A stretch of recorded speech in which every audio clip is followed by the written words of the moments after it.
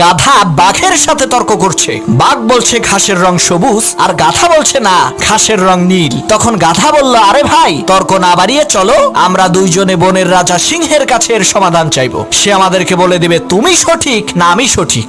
বাঘ বলল, চলো যাই। তারা দুইজনে বনের রাজা সিংহের সামনে এসে দাঁড়ালো।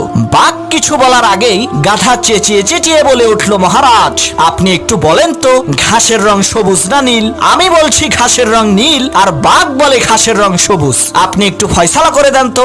সিংহ বলে, এই ফয়সালা পরে করব, আগে বাঘের ফয়সালা করি। সিংহ বাঘকে উদ্দেশ্য করে বলল, বেটা বেকুব, তুই এই বন থেকে বের হয়ে যা, আগামী 1 মাসের মধ্যে এই বনে প্রবেশ করবি না।